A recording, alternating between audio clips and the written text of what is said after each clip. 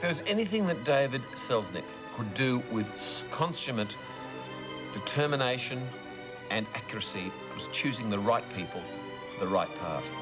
You know, when they were casting the part of Mrs. Danvers, it's interesting to note that they thought of Alla Nazimova. Remember her in Escape with Norma Shearer? A very fine actress. We had her recently, of course, as the mother of Tyrone Power in Blood and Sand. They thought of Flora Robson. Flora Robson would have had some interesting passion to add to the part instead of the steeliness. And, of course, Gail Sondergaard was a natural for the part. As a matter of fact, I sometimes think Gail Sondergaard did play a Mrs. Danvers character almost every film of the 1940s in which she appeared. And then Kay Brown, an assistant to David S. Selznick, suggested Judith Anderson.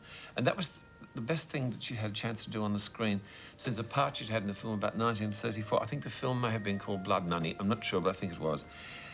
Here's something rather ironic. Did you know that in the stage production of Rebecca, I've never read or seen it on stage, it must have been interesting as a play, in the London production of the play Rebecca, Mrs. Danvers was played by Margaret Rutherford. Here's another interesting bit of casting. Mrs. Van Hopper, who does that incredible thing with the cigarette, which was parodied in To Catch a Thief with Jessie Royce Landis. Now, Florence Bates plays Mrs. Van Hopper, but here are some other people considered. Lucille Watson, too elegant, too gracious. Laura Hope Cruz, she plays into Aunt Pittypat and Gone with the Wind. Can't see her as Mrs. Van Hopper. Mary Boland, just a bit too far. Great as Mrs. Bennet, but not quite right for the hardness of Mrs. Van Hopper. Alice Brady and Cora Witherspoon. Now, the Hitchcocks went to the Pasadena Playhouse where they saw a lawyer from Texas appearing in the play, and that lawyer from Texas was Florence Bates. And they picked her to play Mrs. Van Hopper, and she was just perfect. It's a memorable characterisation. Finally, in casting, what do you think of this? By August the 19th, 1939, when casting was almost right, they narrowed the choices down to 4. Now, I told you that Vivien Leigh was certainly a no-no, even though she did a second screen test and all. She was so anxious to play the part. In its place, of course, she got Waterloo Bridge with Robert Taylor. Lucky girl. 4 people had the final chance to play Mrs. De Winter. Anne Baxter, too young, perhaps. Margaret Sullivan, too lovely. Olivia de Havilland, possibly. And Joan Fontaine. The 2 sisters. Interesting, isn't it?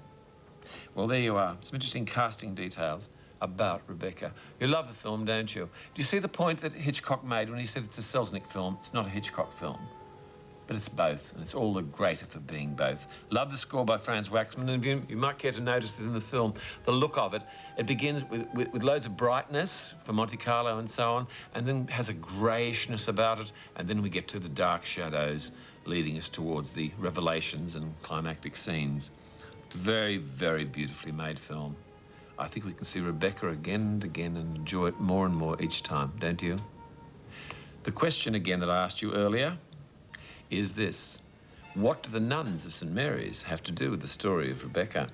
And I should have mentioned earlier, we do have winners in each state to get the complete set with the shirt and the jacket and the Batman watch and the cassette, the CD and the video cassette of the movie. But there are also 25 runners-up who'll get at least a copy of Batman on video cassette, which is in itself quite a valuable prize. Thank you, Annie Purvis of Warner Home Video, for your generosity for us on the Golden News of Hollywood. We shall return to Rebecca in just a moment.